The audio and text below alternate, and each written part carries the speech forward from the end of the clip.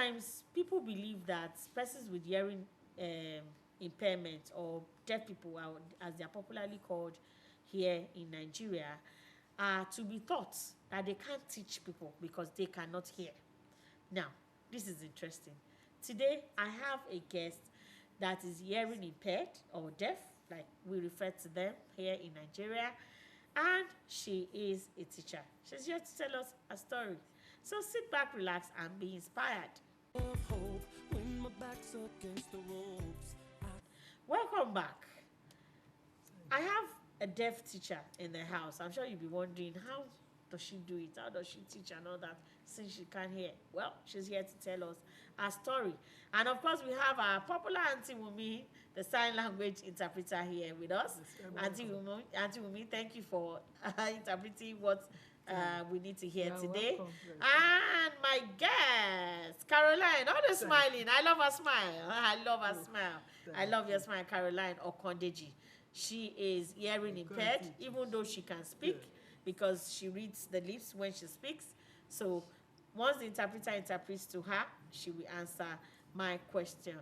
So my first question to my friend, my smiling friend, ever smiling friend, is this. When did you start teaching? I start teaching when She's signing it already. Okay, she's signing it. 1998. 1998. I started teaching by the year 1998. Okay. What kind of people or group of people do you teach? Teaching. Group. I teach only the deaf. Okay. Special people. Okay, so you teach special people. You teach only the deaf. Now let's take a peep into your educational background. Can you tell us the schools that you've been to, that you attended?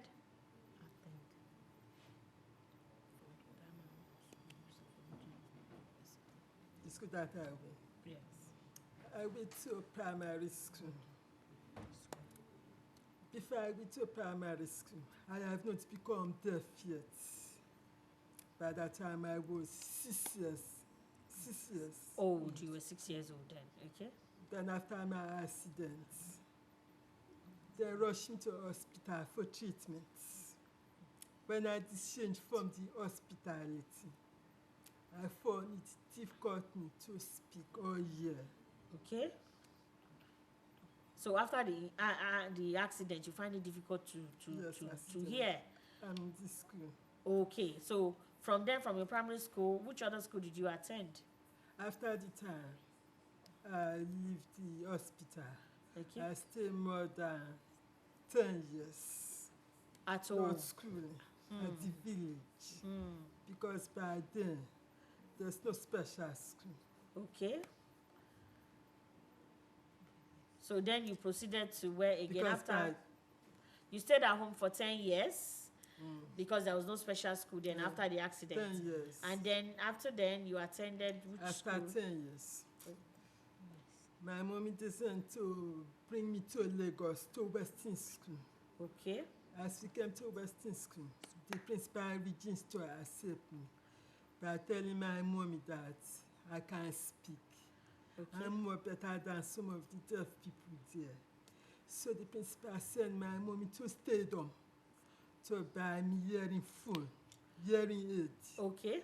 From there, I went back to Calabar to start primary school. Okay. That is primary 2. Okay. So it was like starting all over again after your accident. School. Again. It means I start school again. Okay. So which other schools did you? That was by the year 1980. 1980. Something. Okay. So which other schools did you attend after that? Then from there, by the help of the hearing aid, I managed to hear a little. Then I continue my education. Finish, pass out of primary to senior secondary school. After senior secondary school, teacher's college. After teacher's college, LASU. LASU, okay, Lagos Ojo, State Lagos University, State. still with nursery and primary education. But before then, I have been working. Okay. All right. So while in LASU, what did you study in LASU? Yes, I read nursery and the primary education, ma. Okay, So- nursery and primary education. That's Yes, what ma'am. you studied, and that is what you are teaching the deaf now.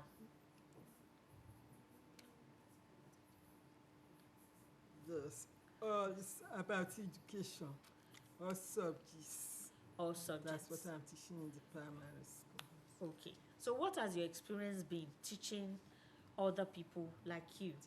How do you feel when you teach them? Thank you. I can see that most of the deaf children, they are very intelligent, but the knowledge and method to impact learning to them by sign language is not understand. It's not easy. Not at all. But I'm having interest in teaching because deaf to deaf like me, you understand each other very well.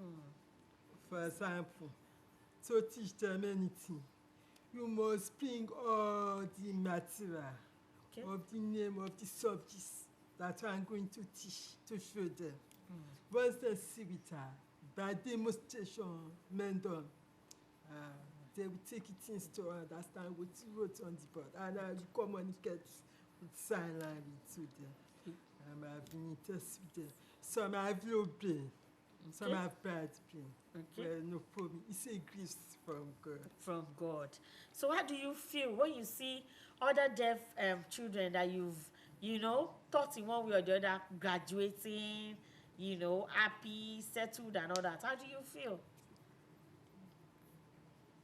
I will be grateful to God and proud of them. You're always proud of them.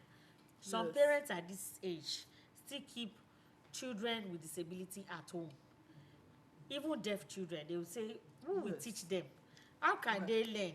What will they learn? Who will communicate with them?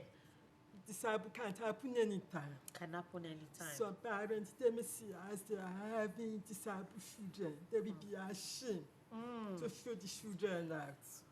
And they will be fixed.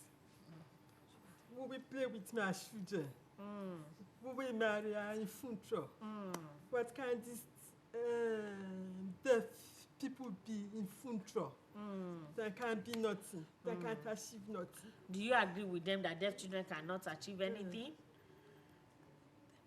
No, because they don't understand the life of the disabled people yet. The reason they are hiding it and they was ashamed. I understand. I do. So it is good for all those people that have disabled children to bring them out, Out. encouraging them to special education. From there, they can become something important in In future, life. like me. Like you, a deaf teacher. Thank you very much. All right, Auntie Wumi, we need to stand up now and go and take up our segment. Auntie Wumi, yeah. Hello there. Welcome to the sign language segment on Sade. Last week we learned how to sign food, and I want us to sign the food again. To start with, we learn how to sign bread. The next one is rice, your favorite rice. This is how to sign rice. And the next one is beans.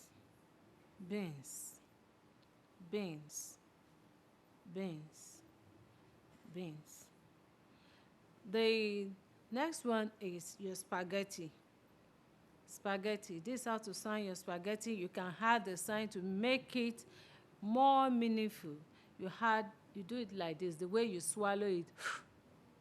But this is how to sign spaghetti. Spaghetti Indomie. Then the next one, we learn how to sign yam, the way it's being peeled. The way you peel your yam. This is how to sign yam. Yes, today we'll be learning how to sign more food, especially our local food. You know that in Nigeria, we are making use of American Sign Language. And the Americans, they don't eat eba. They don't eat amala the way we do. So we want to learn local food, especially for parents at home who has deaf children, who has hearing impaired children. So when your children, when they make sign like this, like the way you are squeezing your eba, so know that they want to eat eba. They sign garri like this. This is how to sign your garri. Garri, the way you check it in the market. The way you check it in the market. And they will sign eba, the way you squeeze it with your hand. This is how to sign eba. This is how to sign garri. Then you sign your eba like this. The way you mold it with your hand before you swallow it. Then the next sign is amala. You know, I told you that America don't eat amala. So when you want to sign your amala, you use, this is black, then the way you turn it. Black, this is sign for black. Telling you is amala. You know, most times we eat black amala. So you sign your black with your amala. You do like this, the way you turn it.